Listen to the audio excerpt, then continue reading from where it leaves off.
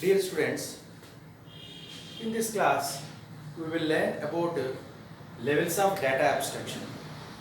We already known about data abstraction.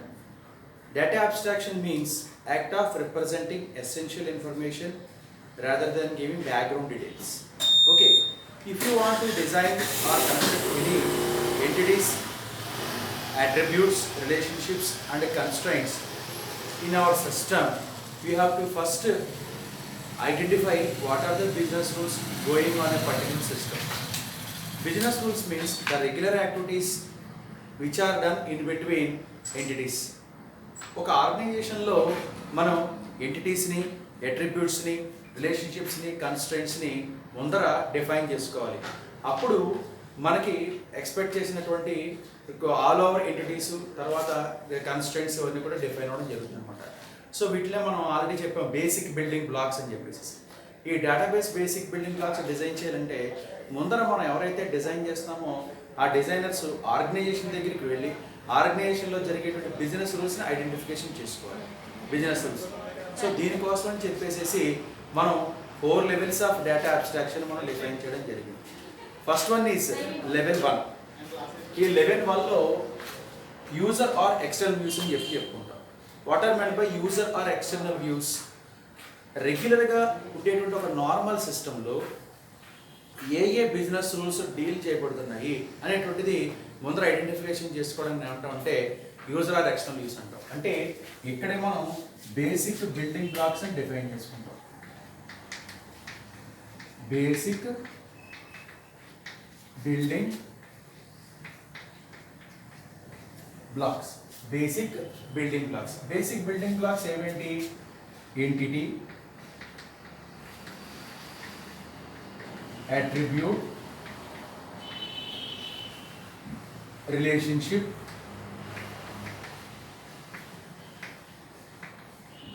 నాలుగోది constraints. Okay, ఒక ఆర్గనైజేషన్కి వెళ్ళాం అంటే ఒక కాలేజీకి సంబంధించి మనం ఒక back end database software design చేద్దాం అనుకుంటాం. సో ఇక్కడ లెవెల్ 1లో యూజర్ ఆర్ ఎక్స్టర్నల్ వ్యూస్ని డిఫైన్ చేసేటప్పుడు ఆ కాలేజీలో ఏ యాక్టివిటీస్ రన్ అవుతున్నాయి. ఫస్ట్ ఇనిషియల్గా మనం ఎక్కడికి వెళ్తాం? రిసెప్షన్ దగ్గరికి వెళ్తాం. రిసెప్షన్.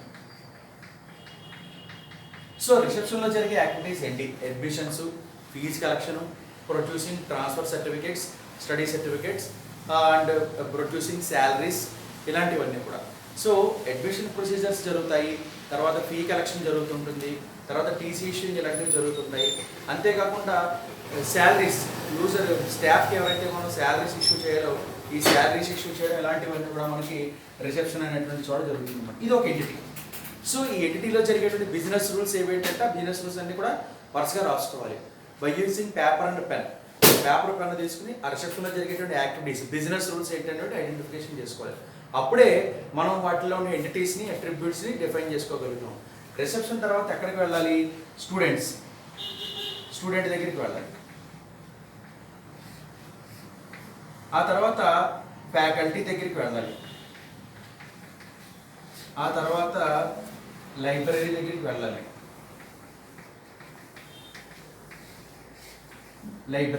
ఆ తర్వాత ట్రాన్స్పోర్ట్ దగ్గరికి వెళ్ళాలి. ఓకే, సో ఇలాగా different entities, reception, student, faculty, library, transport, ఇలాగ డిఫరెంట్ ఎంటిటీస్ని మనం బిజినెస్ రూల్స్ ఏమేంటి ఉన్నాయి అంటే రిసెప్షన్కి స్టూడెంట్కి ఉండే రిలేషన్ ఏంటి, స్టూడెంట్కి ఫ్యాకల్టీకి ఉండే రిలేషన్ ఏంటి, ఫ్యాకల్టీ లైబ్రరీ లేదా స్టూడెంట్ లైబ్రరీ, ట్రాన్స్పోర్టేషన్, ఇలాగా ఒక్కొక్క ఐటమ్ దగ్గరికి వెళ్ళి అంటే ఒక్కొక్క సెక్షన్ దగ్గరికి వెళ్ళి ఆ సెక్షన్లో జరిగేటువంటి యాక్టివిటీస్ ఏంటి, ఆ యాక్టివిటీస్ మధ్య జరిగేటువంటి రిలేషన్స్ ఏంటి, ఇవన్నీ కూడా ఐడెంటిఫికేషన్ చేస్తాం. అంటే the general overview of organisational system is nothing but user or external views.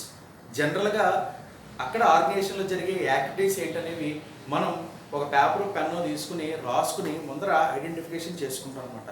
ఎందుకంటే ఏదైనా ఒక ఫ్రంట్ ఎండ్ అప్లికేషన్ తయారు చేయాలన్నా, బ్యాక్ ఎండ్ టేబుల్ తయారు చేయాలన్నా అక్కడ ఏ థింగ్స్ జరుగుతున్నాయి, అక్కడ ఏ డేటా ట్రాన్స్ఫర్ జరుగుతుందనే విషయం తెలియాలి. కాబట్టి యూజర్ ఆర్ ఎక్స్టర్నల్ వ్యూస్లో మాన్యువల్గా జరిగే ఆపరేషన్స్ని, బిజినెస్ రూల్స్ని అంతేకాకుండా వీటితో basic building blocks and business rules.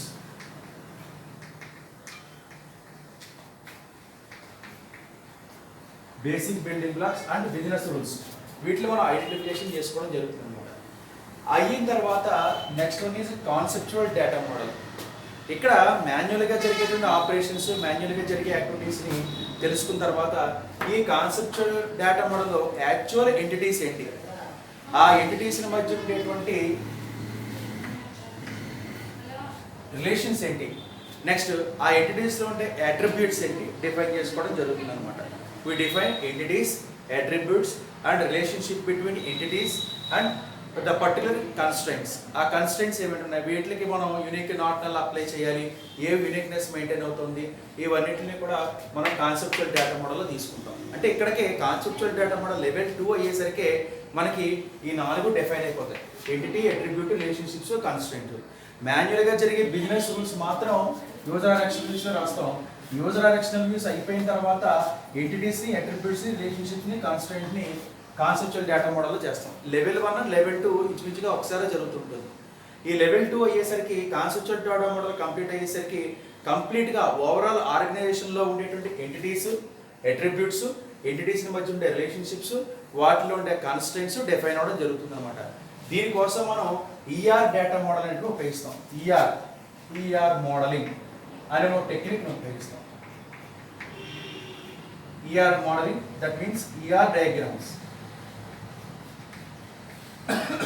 ER diagrams అంటే entity relationship,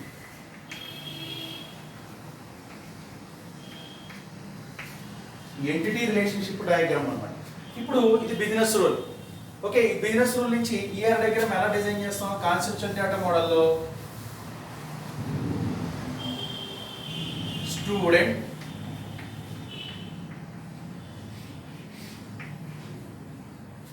subject,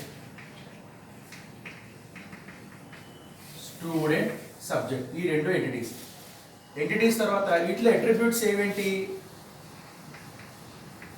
student ID,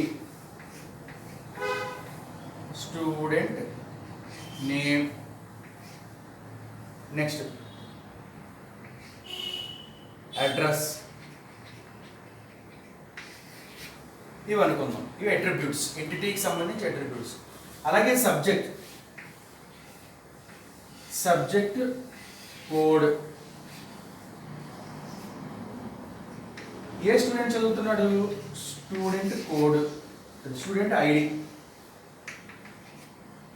next subject నేము, ఇవి అక్కడ తీసుకుంటాం. ఓకే, స్టూడెంట్ ఏం చదువుతాడు? సబ్జెక్ట్ ల్యాన్ నేర్చుకుంటాడు కాబట్టి స్టూడెంట్ ల్యాన్స్ సబ్జెక్ట్. ఓకే, ఒక స్టూడెంట్ అంటే ఒకటి కంటే ఎక్కువ మంది స్టూడెంట్స్ ఒకటి కంటే ఎక్కువ సబ్జెక్ట్స్ చదువుతుంటారు కదా. సో ఇక్కడ ఏం జరుగుతుందంటే ఇది మెనీ టు మెనీ అసోసియేషన్ అవుతుంది. ఇక్కడ మనకు అక్కడ చెప్పినటువంటి మొత్తం ఐటమ్స్ అన్నీ కూడా దీంట్లో వచ్చే కదా. బేసిక్ బిల్డింగ్ బ్లాక్స్ అన్నీ కూడా ఎంటిటీస్ని డిఫైన్ చేసుకున్నాం, ఎంటిటీస్కి అట్రిబ్యూట్స్ డిఫైన్ చేసుకున్నాం, అట్రిబ్యూట్స్కి రిలేషన్షిప్స్. ఇది రిలేషన్షిప్ అనమాట, ఇది అసోసియేషన్ అవుతుంది. దీన్ని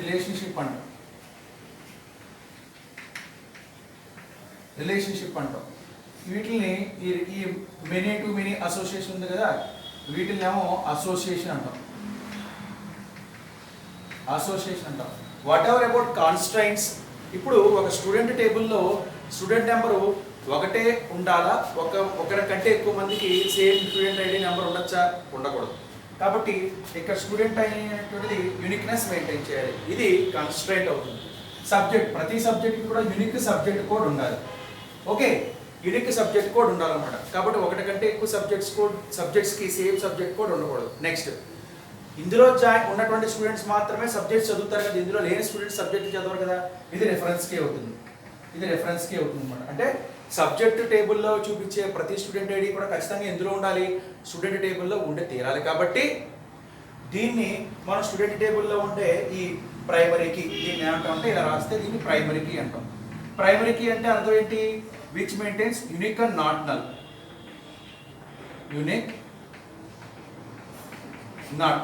అంటే ఖచ్చితంగా స్టూడెంట్ టేబుల్లో ఉండే స్టూడెంట్ ఐడి యూనిక్నెస్ మెయింటైన్ చేయాలి.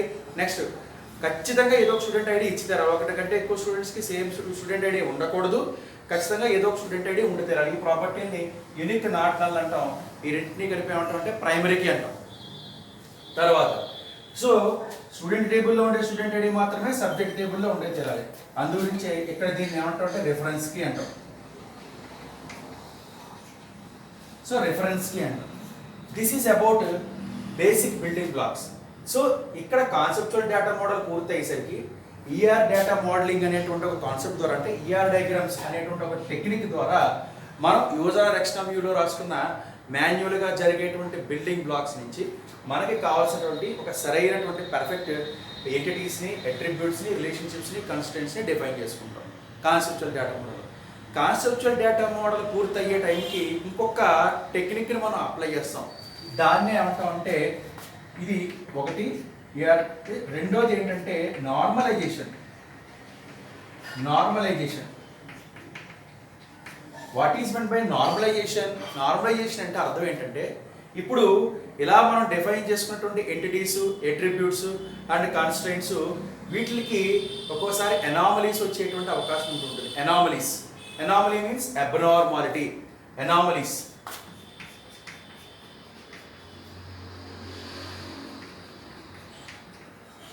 సో ఈ అనామలీస్ని ఓవర్కమ్ చేయడం కోసమే మనం ఉపయోగించే కాన్సెప్ట్ ఏంటంటే normalisation.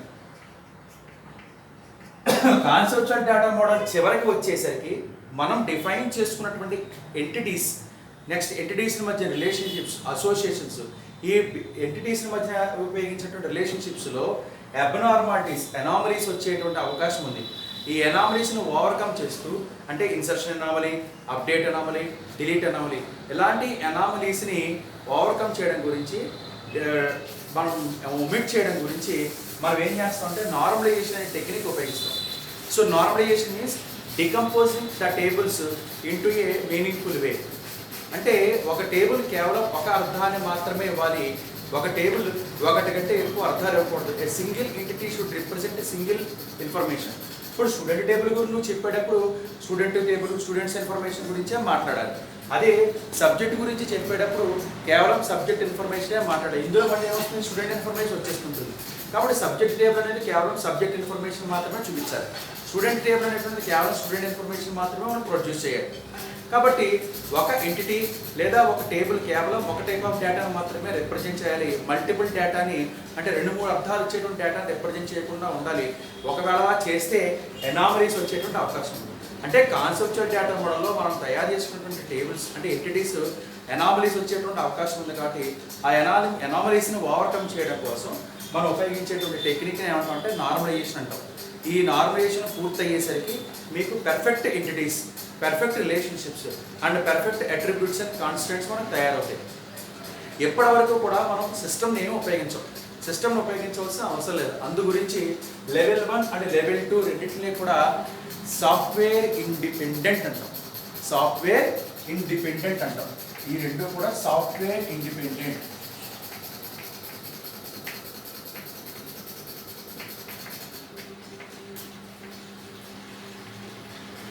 What do you mean by software independent? There is no need of system.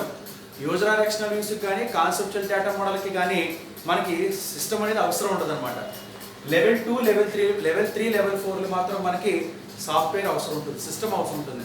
అందు గురించి ఈ రెండింటిని ఏమంటామంటే సాఫ్ట్వేర్ డిపెండెంట్ అంటాం.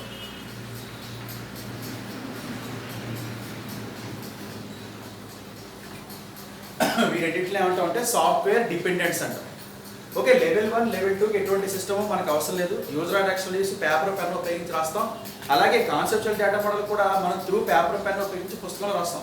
దీనికి సిస్టమ్ నీటి అవసరం లేదు. అయితే ఏంటంటే ఇక్కడ రియల్ డేటా మోడలింగ్ మనకి సిస్టంలో ఆటోమేటిక్గా తయారు చేసుకోవడానికి కొన్ని రకాల అప్లికేషన్స్ ఉన్నాయి. అలా కాకుండా మనం మాన్యువల్గా కూడా ఎయిర్ డయాగ్రామ్స్ మనం డిజైన్ చేసుకోవచ్చు. కాబట్టి ఇక్కడ ఈ 2 లెవెల్స్ కూడా సిస్టమ్ మీద డిపెండ్ అయ్యి ఉండవు, సాఫ్ట్వేర్ మీద డిపెండ్ అయ్యి ఉండవు. కాబట్టి వీటిని ఏమంటాం అంటే సాఫ్ట్వేర్ ఇండిపెండెంట్ అంటాం, లెవెల్ 1, లెవెల్ 2. కాబట్టి ఇక్కడ లెవెల్ 2 పూర్తయ్యేసరికి మనకి లెవెల్ 2లో ఈఆర్ డయాగ్రామ్ ద్వారా మనకి బ్యాక్ ఎండ్ తయారు చేసుకోవడానికి కావాల్సిన right entities attributes, relationships, constituents తయారవుతాయి. వాటిల్లో వచ్చేటువంటి అనామలీస్ని ఓవర్కమ్ చేయడం కోసం మనం నార్మలైజేషన్ టెక్నిక్ ఉపయోగించి అన్నార్మలైజేషన్ అయి ఉంటాయి ఆల్రెడీ. వీటిని నార్మలైజేషన్ అనే టెక్నిక్ ఉపయోగించి నార్మలైజేషన్లో first normal form, second normal form, Boyce Codd normal form, తర్వాత మళ్ళీ fourth normal form, fifth normal form అని చెప్పేసి ఉంటాయి. ఈ నార్మలైజేషన్ టెక్నిక్స్ ద్వారా రిడెండెన్సీ, ఇన్కన్సిస్టెన్సీ, అనామలీస్ ఇలాంటివి ఏమీ రాకుండా ఇలాంటివి తగ్గించే విధంగా ఆ టెక్నిక్ ఉపయోగించి మనకి కరెక్ట్ ఎంటిటీస్ని, అట్రిబ్యూట్స్ని, రిలేషన్షిప్స్ని, కాన్స్టెంట్స్ని డిజైన్ చేసుకుంటాం. అంటే కాన్సెప్చువల్ డేటా మోడల్ పూర్తయ్యేసరికి నీ దగ్గర ఒక perfect entities, attributes, relationships, constants ఉంటాయి. నౌ ఇప్పుడు లెవెల్ 3. ఓకే, ఈ లెవెల్ 3లో లెవెల్ 3ని ఇంటర్నల్ డేటా మోడల్ అంటాం. Level 3 means conversion of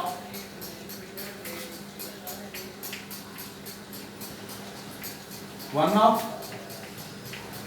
3 data models. మనకి కాన్సెప్చువల్ డేటా మోడల్ నుంచి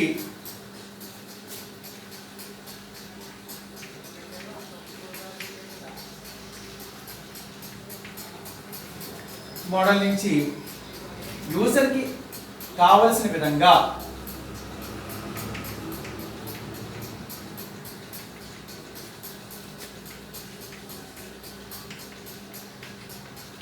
హైరార్కికల్ డేటా మోడల్లో కానీ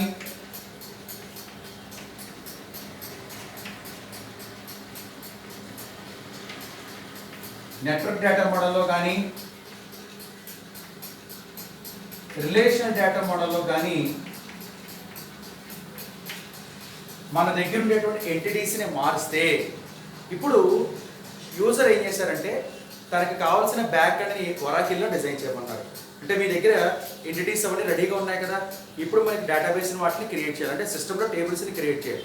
ఎలా క్రియేట్ చేయాలంటే యూజర్ దగ్గరికి వెళ్ళి ముందర మీరు అడుగుతారు, సార్ మీకు బ్యాక్ ఎండ్ అనేది దేంట్లో తయారు చేయమంటారు? ఒరాకిల్లోనా? ఒరాకిల్లో యూజర్కి మనం బ్యాక్ ఎండ్ తయారు చేయాలంటే మనం ఏం మోడల్ సెలెక్ట్ చేసుకోవాలి? రిలేషనల్ డేటా మోడల్ సెలెక్ట్ చేసుకోవాలి. లేదు ఏదైనా లింక్ లిస్ట్ ఉపయోగించి మమ్మల్ని చేయమంటారా? ఈ లింక్ లిస్ట్ ఉపయోగించి చేయమంటే కనుక నెట్వర్క్ డేటా మోడల్ సెలెక్ట్ చేసుకోవాలి. లేదా బీట్రిస్ ఉపయోగించి డిఎస్లో బీట్రిస్ వాటిని ఉపయోగించి మనం డేటాబేస్ని తయారు చేయాలంటే కనుక హైరార్కికల్ డేటా మోడల్ ఉపయోగిస్తాం. మామూలుగా గూగుల్ సెర్చ్ ఇంజిన్స్ అవి ఉంటాయి కదా, ఈ గూగుల్ సెర్చ్ ఇంజిన్స్ అవన్నీ కూడా మనకి హైరార్కికల్ డేటా మోడల్ని ఫాలో అవుతుంటాయి. సో అలాగే ఏదైనా మీకు బీట్రీస్ ఉపయోగించి డేటాబేస్ని తయారు చేయాలంటే కనుక టేబుల్స్ని మనం క్రియేట్ చేయాలంటే కనుక హైరార్కికల్ డేటా మోడల్ సెలెక్ట్ చేసుకోండి. అంటే మనకి కావాల్సిన బ్యాక్ ఎండ్ సాఫ్ట్వేర్, యూజర్కి ఏ బ్యాక్ ఎండ్ సాఫ్ట్వేర్లో మనం తయారు చేసిన కాన్సెప్చువల్ డేటా మోడల్ని జనరేట్ చేద్దాం అనుకుంటున్నారు, దానికి తగ్గ డేటా మోడల్ని సెలెక్ట్ చేసుకోవాలి. అందుగురించే ఇక్కడ లెవెల్ 3ని సాఫ్ట్వేర్ డిపెండెంట్ అంటారు. లెవెల్ 3ని ఏమన్నామంటే it is called as software dependent. Conceptual data మోడల్కు కామనే, అది ఏ సాఫ్ట్వేర్కి సంబంధం లేదు. కానీ ఇంటర్నల్ డేటా మోడల్ అంటే conversion of conceptual data model into one of 3 data models is called as internal data model. ఇక్కడ కనబడేటువంటి హైరార్కికల్ డేటా మోడల్లో కానీ నెట్వర్క్ డేటా మోడల్లో కానీ రిలేషనల్ డేటా మోడల్లో కానీ మన దగ్గర ఉండేటువంటి ఎంటిటీస్ని కన్వర్ట్ చేద్దాం అనుకుంటే కనుక అలా కన్వర్షన్ చేయడాన్ని అంటే ఇంటర్నల్ డేటా మోడల్ అంటాం. మనం ఏ డేటా మోడల్ సెలెక్ట్ చేసుకోవాలంటే క్లయింట్ తను చూస్ చేసుకునే సాఫ్ట్వేర్ని బట్టి ఉంటుంది. ఒకవేళ క్లయింట్ తన ఒరాకిల్ సాఫ్ట్వేర్ని బ్యాక్ ఎండ్ డిజైన్ చేయడం కోసం చూస్ చేసుకుంటే అప్పుడు మనం రిలేషనల్ డేటా మోడల్ని సెలెక్ట్ చేసుకుంటాం. అలా కాకుండా నాకు లింక్ లిస్ట్ ఉపయోగించి డేటాబేస్ని తయారు చేయండి అంటే కనుక నెట్వర్క్ డేటా మోడల్ ఉపయోగిస్తాం. అబ్బాయి అలా కాదండి నాకు బీట్రీస్ ఉపయోగించి ఆన్లైన్ డేటాబేసెస్ లాంటివి క్రియేట్ చేయండి అంటే కనుక హైరార్కికల్ డేటా మోడల్ని మనం సెలెక్ట్ చేసుకుంటాం. ఆబ్వియస్లీ ప్రస్తుతం మనం నేర్చుకునే సిలబస్ ప్రకారం మనం ఏం చేస్తామంటే రిలేషనల్ డేటా మోడల్ సెలెక్ట్ చేసుకుంటాం మామూలుగా అయితే. ఎందుకంటే మనకు కూడా ఒరాకిల్ సాఫ్ట్వేర్ కాబట్టి ఒరాకిల్ అంటే ఏ డేటా మోడల్ సెలెక్ట్ చేసుకోవాలి? రిలేషనల్ డేటా మోడల్, ఆర్డీబీఎంఎస్ అన్నమాట. DBMS-కి RDBMS-కి తేడా ఏంటి అనేటువంటిది we will discuss in further classes. Okay, so now internal data model means conversion of one of 3 data models is called as internal data model. అంటే hierarchical data మోడల్లో కానీ network data మోడల్లో కానీ relational data మోడల్లో కానీ మనం conceptual data మోడల్లో తయారు చేసుకున్న నార్మలైజ్డ్ టేబుల్స్ని కన్వర్ట్ చేయడాన్ని ఇంటర్నల్ డేటా మోడల్ అంటాం. ఓకే, అయితే ఏ డేటా మోడల్లో ఎలా ఉంటుంది డేటా అనేటువంటిది ఫిజికల్ డేటా మోడల్ అవగానే మనం నేర్చుకుంటాం. ఇంకా తర్వాతది physical data model. Okay, what about physical data model? ఈ ఫిజికల్ డేటా మోడల్ని ఎక్స్టర్నల్ డేటా మోడల్ అంటాం.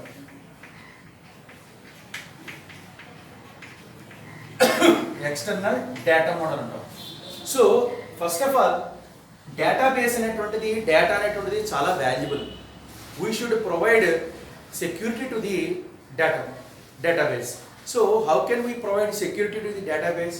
In physical model, ఇక్కడ మనం ఫిజికల్ మోడల్లో యూజర్ ఐడి పాస్వర్డ్స్ని అసైన్ చేయడం ద్వారా, యూజర్ ఐడి పాస్వర్డ్స్ని మనం అసైన్ చేయడం ద్వారా, నెక్స్ట్ రోల్స్ అండ్ ప్రివిలేజెస్ ఇవ్వడం ద్వారా, నెక్స్ట్ రోల్స్ అండ్ ప్రివిలేజెస్ తర్వాత అథెంటికేషన్ యూజర్ ఐడి పాస్వర్డ్ అన్న ఒకటి, and next backup and recovery facility.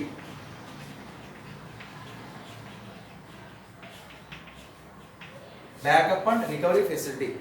So ఒక డేటాబేస్ చాలా వాల్యుబుల్ డేటాబేస్. ఆ డేటాబేస్లోకి వెళ్ళాలి అంటే కనుక ఖచ్చితంగా యూజర్ ఐడి పాస్వర్డ్స్ ఇచ్చి తీరాలి. ఆ డేటాబేస్ని ఓపెన్ చేయాలంటే అంటే లాగిన్ నేమ్ అండ్ పాస్వర్డ్, అంటే ఏ యూజర్స్ లాగిన్ అవుతున్నారు, ఏ యూజర్స్ డేటాబేస్ని యాక్సెస్ చేస్తున్నారు అనే విషయం ఖచ్చితంగా ఇక్కడ తెలిసి తీరాలి. ఇదంతా ఎక్కడ మనం తయారు చేస్తాం, ఎక్కడ అసైన్ చేస్తాం అంటే, క్రియేట్ చేస్తాం అంటే ఫిజికల్ డేటా మోడల్లో మనం క్రియేట్ చేస్తాం. So first one is user ID passwords.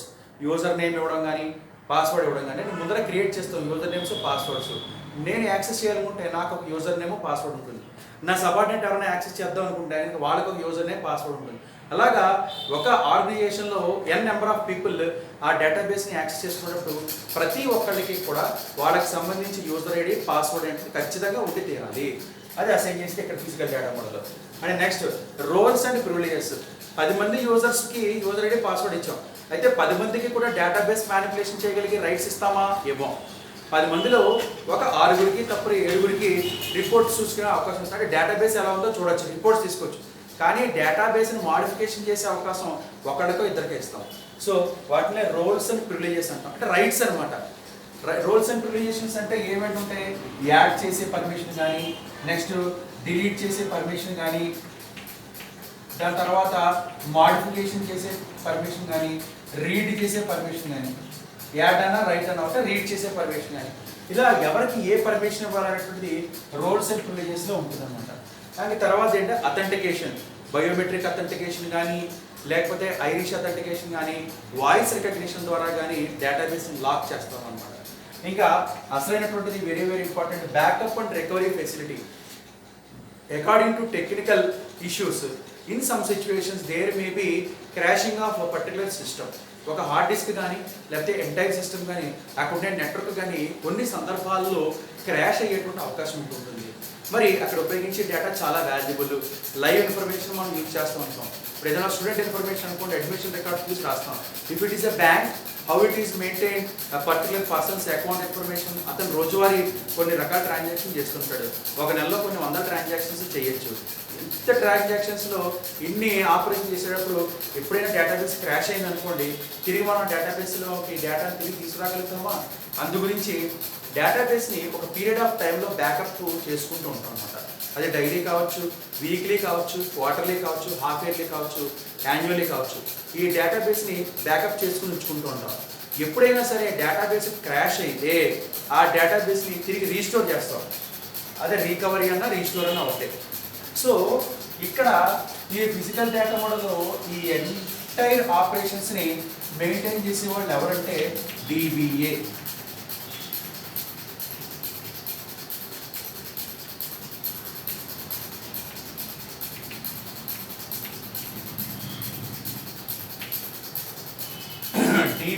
DBA అంటే database administrator. Okay, database administrator. Okay, ఈ డేటాబేస్ అడ్మినిస్ట్రేటరే యూజర్ ఐడి పాస్వర్డ్స్ని, రోల్స్ అండ్ ప్రివిలేజెస్ని, అథెంటికేషన్ని, బ్యాకప్ అండ్ రికవరీ ఫెసిలిటీస్ని వాటిని మెయింటైన్ చేసేవాళ్ళంటే ఈ DBA database administrator. Okay, so this is about physical data. So finally there are 4 levels of data abstraction, user or external views, where we acquire the information and business rules, exclusively business rules. in an organization. And next one is we design database basic building blocks by using conceptual data model. And next one is coming to internal data model, we convert the conceptual data model into any of three internal data models: hierarchical data model, network data model, and finally relation data model. So which data model is to be selected is depend upon the client's requirement of software backend. ఒక back end software client ఏదైతే select చేసుకున్నాం అనుకుంటున్నాడో అతను తను select చేసుకునే back ఎండ్ని బట్టి ఈ మూడు మోడల్స్లో ఏదో మోడల్ ఎంచుకోవడం జరుగుతుంది అన్నమాట. అందుగురించి ఇక్కడ మనకు కనిపించేటువంటి లెవెల్ 3 అండ్ లెవెల్ 4 ఏమన్నా అంటే సాఫ్ట్వేర్ డిపెండెంట్ అన్నమాట. ఈ రెండు మాత్రం సాఫ్ట్వేర్ ఇండిపెండెంట్ అవుతుంది. So now let us discuss about various internal data models. ఇక్కడ ఇంటర్నల్ డేటా మోడల్లో చెప్పుకున్నటువంటి హైరార్కికల్, నెట్వర్క్, రిలేషన్ మూడింటి గురించి చూద్దాం.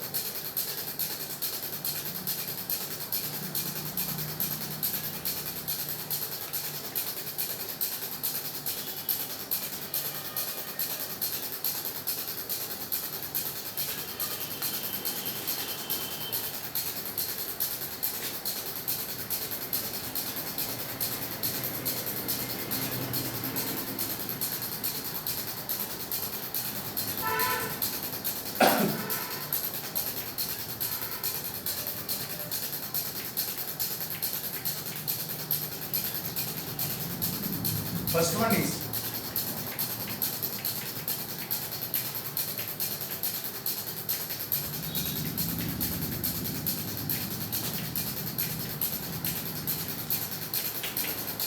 hierarchical data model. Hierarchical data model లో మనం డేటాని వేరియస్ ట్రీ ట్రావెల్సల్ రూపంలో మనం డిఫైన్ చేసుకోవడం జరుగుతుంది అన్నమాట.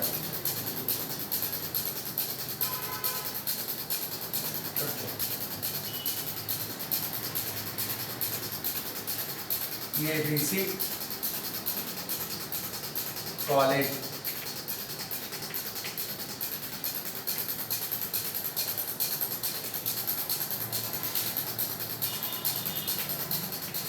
admin,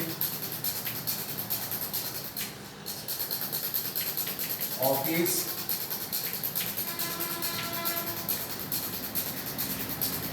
class,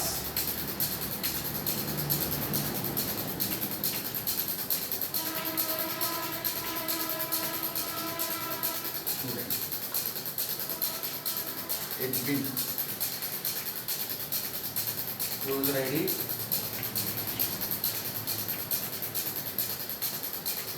password, office,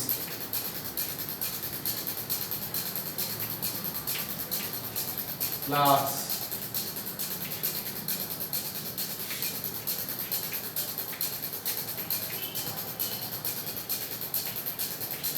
so class is some properties, student,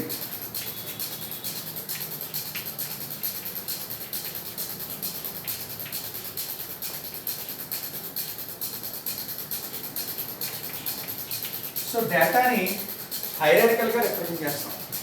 hierarchical means reversed tree. Hierarchical means reversed tree, reversed tree అన్నమాట హైరార్కికల్ మీన్స్. సో మన దగ్గర ఉండేటువంటి ఎంటిటీస్ ఏవైతే తీసుకున్నామో ఆ ఎంటిటీస్ అట్రిబ్యూట్స్ అంటే బేసిక్ బిల్డింగ్ బ్లాక్స్ నుంచి మన ఎంటిటీస్ని డిఫైన్ చేసుకున్నాం కదా, వాటిని అన్నింటినీ కూడా ఇలా రివర్స్డ్ ట్రీలో మనం మారిస్తే అంటే కన్వర్ట్ చేసుకుంటే మనం దీన్ని ఏమంటామంటే హైరార్కికల్ డేటా మోడల్ అంటాం. హైరార్కికల్ డేటా మోడల్లో కాంప్లెక్సిటీ ఎక్కువ ఉంటుంది. ఎందుకంటే ఈ హైరార్కికల్ డేటా మోడల్లో ఇక్కడ కనిపించేటువంటి ఏమంటే దీన్ని రూట్ సెగ్మెంట్ అంటాం. Root segment. Okay, so this is level 0. Level 0. దాని తర్వాత level 1. Okay, level 1. And the next one is this is level 2. And this is child level. ఇలా ఉంటుంది. సో డేటా అనేటువంటి రివర్స్డ్ ట్రీలో మనం రిప్రజెంట్ చేస్తే ఆ రివర్స్డ్ ట్రీలో రిప్రజెంట్ చేసినప్పుడు దాన్ని ఏమంటామంటే హైరార్కికల్ డేటా మోడల్ అంటాం. అయితే ఈ హైరార్కికల్ డేటా మోడల్లో మనం మార్చేటప్పుడు ఉండేటువంటి ప్రాబ్లం ఏంటంటే ఇన్ కేసు ఎప్పుడైనా సరే ఒక ఎంటిటీస్ ఒక ఎంటిటీని మనం డిలీట్ చేస్తే అదే ఏదైనా ఒక ఎంటిటీని ఇన్సర్ట్ చేయడానికి కానీ లేదా ఏదైనా ఒక ఎంటిటీని డిలీట్ చేయడం కానీ కొంచెం కాంప్లెక్సిటీ ఎక్కువ ఉందన్నమాట. Difficulty to add or delete entities. ఇక్కడ మనకు కనిపించేటువంటి వాటిలో ఎంటిటీస్ని యాడ్ చేయాలన్నా డిలీట్ చేయాలన్నా సరే హైరార్కికల్ డేటా మోడల్లో కాంప్లెక్సిటీ ఎక్కువ ఉంటుంది అన్నమాట. Have high complexity.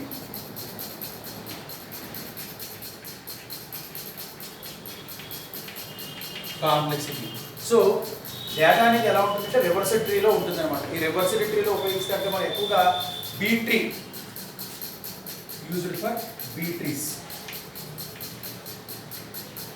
బీ ట్రీస్లో మనం డేటా అంటే ఆన్లైన్ డేటాబేస్ని మెయింటైన్ చేసినప్పుడు అప్పుడు కూడా మనకి ఈ హైరార్కికల్ డేటా మోడల్ మనం చూస్ చేసుకుంటూ ఉంటాం. దీంట్లో ఏదైనా ఇంట్రెస్ట్ డిలీట్ చేయాలన్నా యాడ్ చేయాలన్నా కూడా దీంట్లో డిఫికల్టీగా ఉంటుంది. So this is about hierarchical data model. దీంట్లో మొట్టమొదటి కనిపించే సెగ్మెంట్ ఏమంటాం అంటే రూట్ సెగ్మెంట్ అంటాం. దీని తర్వాత ఇది లెవెల్ 0లో ఉంటుంది. లెవెల్ 1, లెవెల్ 2, లెవెల్ 3, లెవెల్ 4 వీటిలన్నిటి కూడా ఒక ట్రీ రూపంలో ఉంటుంది. ఈ ట్రీకి మళ్ళీ ఇది సబ్ ట్రీ అవుతుంది అన్నమాట. ఇవన్నీ సబ్ ట్రీస్ అవుతాయి, బ్రాంచ్ నోడ్స్ అవుతాయి. ఇవన్నీ కూడా నోడ్ అంటాం వీటిలన్నింటినీ కూడా. So hierarchical representation of data ఇది. మనకి డేటా స్ట్రక్చర్స్లో ట్రీస్ అనే కాన్సెప్ట్ చెప్పుకుంటాం అనమాట. సో ఉదాహరణకు ఒక ఎక్స్ప్రెషన్ తీసుకుందాం, a plus b star c అని. ఇది ఎలా రాయాలి? Plus a star b c. ఇది హైరార్కికల్ రిప్రజెంటేషన్. హైరార్కికల్ రిప్రజెంటేషన్ అంటే ఇక్కడ ఎక్స్ప్రెషన్ హైరార్కికల్ రిప్రజెంటేషన్ రిప్రజెంట్ అంటే ఇలా రిప్రజెంట్ చేస్తాం. Okay, so this is about hierarchical data model. And next one is network data model.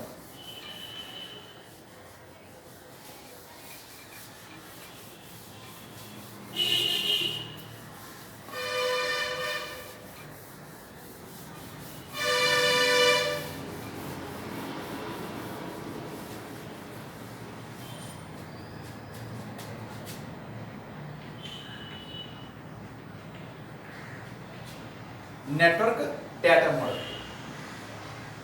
Association in between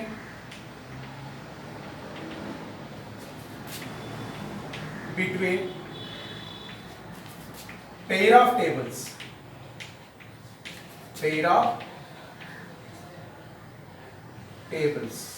or entities.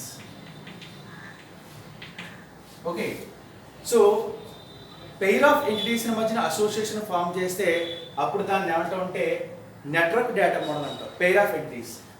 Okay, ఉదాహరణకి చూడండి, student,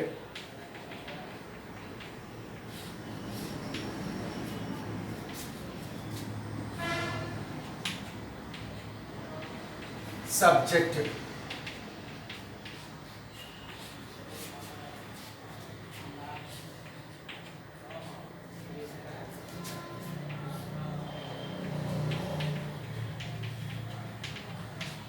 faculty. So స్టూడెంట్కి సబ్జెక్ట్కి ఉండే తేడా ఏంటి? 1 to many అసోసియేషన్ లేదా many to many association. Many number of students study. Okay, ఉదాహరణకి ఒక స్టూడెంట్ ఒక సబ్జెక్ట్ చదువుతున్నాడు అనుకుందాం, 1 to many అసోసియేషన్ అనుకుందాం. అండ్ ఫ్యాకల్టీకి సబ్జెక్ట్కి ఇటు నుంచి చూడాలి, ఫ్యాకల్టీకి సబ్జెక్ట్కి 1 to 1. One faculty gives only teachers only 1 subject అనమాట. అలాగా మెనీ టు మెనీ అసోసియేషన్ అవ్వచ్చు, 1 to many అసోసియేషన్ అవ్వచ్చు. పెయిర్ ఆఫ్ ఎంటిటీస్ మధ్యన అసోసియేషన్ మనం ఎస్టాబ్లిష్ చేస్తే అప్పుడు దాన్ని ఏమంటే నెట్వర్క్ డేటా మోడల్ అంటాం. పెయిర్ ఆఫ్ ఎంటిటీస్, రెండే పెయిర్ల మధ్యన అసోసియేషన్ ఉంటుంది అనమాట. అంటే association in between pair of entities.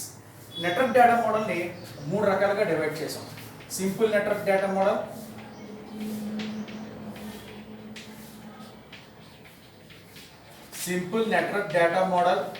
రెండోది complex network data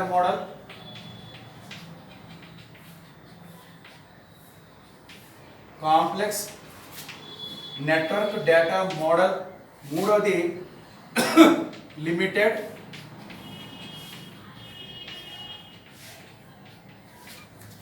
network data model. 3 రకాలుగా డివైడ్ చేసి. There are 3 classification of network data model. One is simple network data model. Pair wise association మధ్యన there are 1 to 1 and 1 to many association between pair of entities.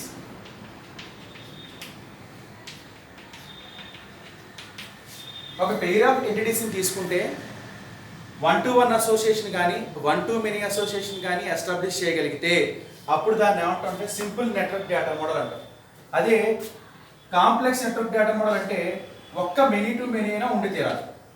ఒక many to many association అయినా ఉంటే pair of entities మధ్యన అప్పుడు దాన్ని ఏమంటామంటే complex network data model అంటాం. Association between pair of entities.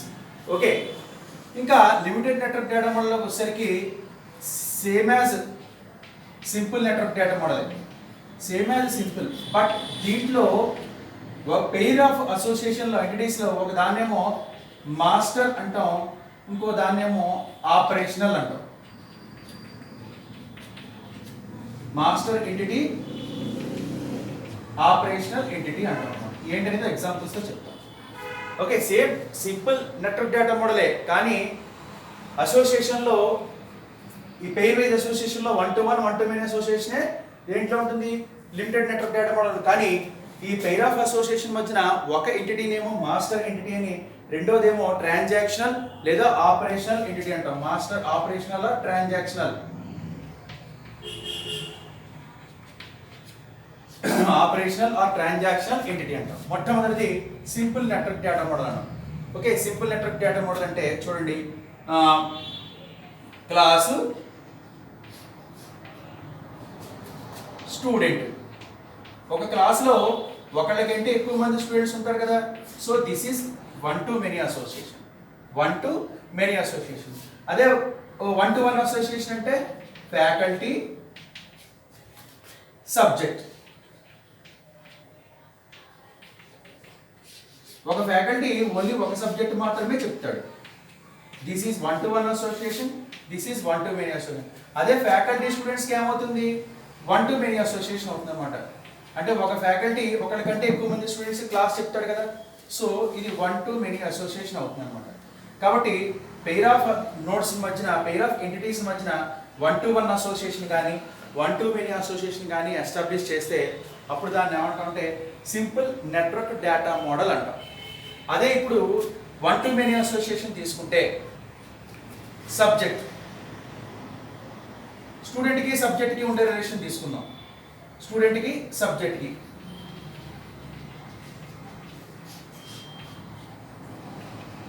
ఒక క్లాసులో ఒక 30 మెంబర్స్ ఉన్నారు స్టూడెంట్స్. ఈ 30 మెంబర్స్ కూడా 6 సబ్జెక్ట్స్ నేర్చుకుంటారు. అంటే 30 మెంబర్స్ కూడా 6 సబ్జెక్ట్స్ నేర్చుకుంటారు. కాబట్టి దీన్ని మెనీ టు మెనీ అసోసియేషన్ అంటాం. అంటే ఒక పెయిర్ ఆఫ్ ఎంటిటీస్ మధ్యన ఏదో ఒక పెయిర్ ఆఫ్ ఎంటిటీస్కి మనం ఖచ్చితంగా many to many association establish చేయగలిగితే అప్పుడు దాన్ని ఏమంటాం అంటే కాంప్లెక్స్ నెట్వర్క్ డేటా మోడల్ అంటాం. ఇంకా మూడవది limited network data model. Same ఇందులో లాగే ఏం మారదు. స్టూడెంట్,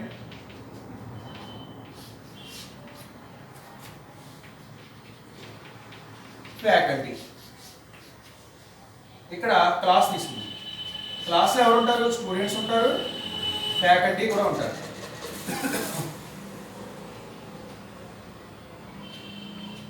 చూడండి, ఇది మాస్టర్ అవుతుంది, ఇది ట్రాన్సాక్షన్లు అవుతుంది.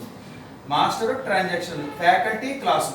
సో క్లాస్ క్రియేట్ చేయాలంటే ముందర ఎవరు ఉండాలి, స్టూడెంట్, ఫ్యాకల్టీ ఉండి తీరాలి.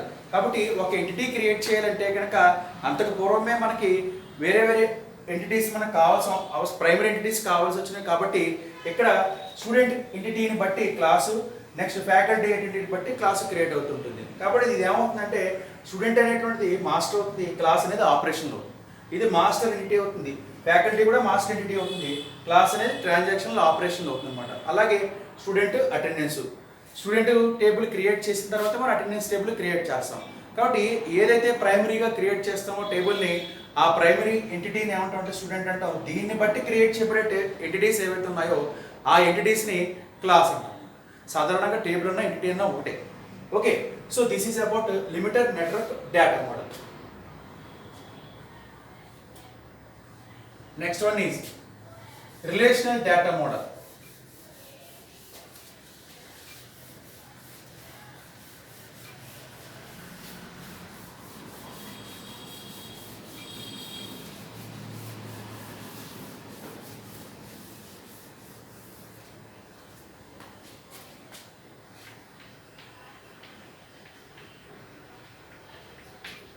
రిలేషనల్ డేటా మోడల్ అంటే డేటా అనేటువంటిది టేబుల్ రూపంలో చూపిస్తే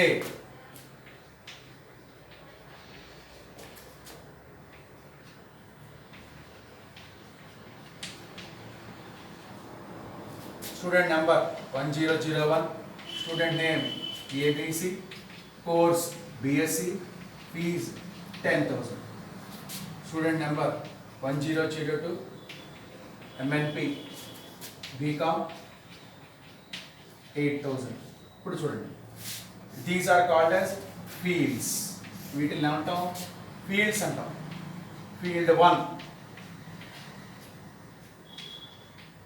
field 2, field 3, field 4. Okay, and again combination of fields ఏమవుతాయి? Records. Combination of fields are called as records. This is called as record 1 and this is called as record 2. Okay, so if the data or entities are defined in the form of tables or fields and records, then it is called as relational data model. Combination of record ఏమవుతుంది? table or relation. According to relational database management system, RDBMS ప్రకారం table relation కూడా అంటున్నాం. ఒక table relation define చేసిన వాళ్ళు ఎవరంటే EF card. Is a scientist. EF card అనేటువంటి ఆయన టేబుల్కి కొన్ని ప్రాపర్టీస్ అప్లై చేసి, అంటే కొన్ని రూల్స్ అప్లై చేసి, ఈ రూల్స్ ఫాలో అయినటువంటి టేబుల్స్ని మనం ఏమంటామంటే రిలేషన్స్ అంటామని చెప్పారన్నమాట. అందుగురించి వాటిని ఈఎఫ్ కార్డ్ రూల్స్ అంటాం. ఈ 12 ఉంటాయి. ఈ 12 గురించి చెప్పేటప్పుడు మనం అసలు టేబుల్ రిలేషన్ ఎందుకు అంటాం? టేబుల్ ఖచ్చితంగా ఒక మీనింగ్ని ఇవ్వాలి. టేబుల్లో ఖచ్చితంగా n-1 నెంబర్ ఆఫ్ ఫీల్డ్స్ వచ్చి ఒక ఫీల్డ్ మీద డిపెండ్ అయి ఉండాలి. నెక్స్ట్ ఒక ఫీల్డ్ ఖచ్చితంగా కీ ఫీల్డ్ అయి ఉండాలి. ఇలాంటి విషయాలన్నీ కూడా మనం కార్డ్ రూల్స్లో చెప్పుకుంటాం. కార్డ్ రూల్స్ అనే టాపిక్ చెప్పుకున్నప్పుడు చెప్పుకుంటాం అన్నమాట. సో ఈ 3 డేటా మోడల్స్ కంటే మనకి ఈ 3 డేటా మోడల్స్ను బాగా ఎక్కువగా మనం ఉపయోగించే డేటా మోడల్ ఏంటంటే రిలేషనల్ డేటా మోడల్. ఎందుకంటే ప్రస్తుతం మనం ఒరాకిల్ సాఫ్ట్వేర్లో డేటాబేస్ కన్స్ట్రక్షన్ అది చేస్తాం కాబట్టి according to our 5th paper we follow relational data model. Relational data మోడల్లో ఇంకో ఇలాగ ఫీల్డ్స్ ఉంటాయి. ఈ ఫీల్డ్స్ని కంబైన్ చేసినప్పుడు రికార్డ్స్ ఫామ్ అవుతాయి. రికార్డ్స్ కాంబినేషన్ అవుతుందంటే టేబుల్ అనమాట. ఓకే, ఇందులో ఒకటి అబ్జర్వ్ చేసింది ఏంటంటే మీ దగ్గర 5 ఫీల్డ్స్ ఉన్నాయి లేదా 4 ఫీల్డ్స్ ఉన్నాయి. ఈ 4 ఫీల్డ్స్లోనూ కూడా ఖచ్చితంగా ఒక ఫీల్డ్ కీ ఫీల్డ్ అవుతుంది. అది ఏ field? Student number 1 key field అన్నమాట. కీ ఫీల్డ్ అంటే రిలేషనల్ డేటా మోడల్లో n-1 నెంబర్ ఆఫ్ ఫీల్డ్స్ వచ్చి ఒక ఫీల్డ్ మీద డిపెండ్ అవుతుంది. మనం ఈ డేటా రికార్డ్ అంతా చెప్పక్కర్లేదు. 1001కి సంబంధించిన రికార్డు, 1002కి సంబంధించిన రికార్డు అని చెప్తుంటాం అన్నమాట. కాబట్టి ఈ ఫీల్డ్ 1 ఏమంటాం అంటే కీ ఫీల్డ్ అంటాం. So this is what we call as dependency. Dependency means n-1 number of fields వచ్చి ఒక ఫీల్డ్ మీద డిపెండ్ అయితే కనుక దాన్ని డిపెండెన్సీ అంటాం. ఖచ్చితంగా ఇక్కడ MNP అంటే స్టూడెంట్ నేమ్ కానీ, కోర్స్ కానీ, ఫీజ్ కానీ ఈ 3 వచ్చి దేని మీద డిపెండ్ అవుతుంటాయి? స్టూడెంట్ నెంబర్ ఫీల్డ్ మీద డిపెండ్ అవుతుంటాయి. కాబట్టి దీన్ని ఏమంటాం అంటే కీ ఫీల్డ్ అంటాం. So this is about relational data model. We follow in further chapters this is relational data model. The activities of relation data model like commands and operations అవన్నీ కూడా మనకి ముందు చాప్టర్లో రిలేషన్ డేటా మోడల్ గురించి మనం నేర్చుకోవడం జరుగుతుంది. Thank you.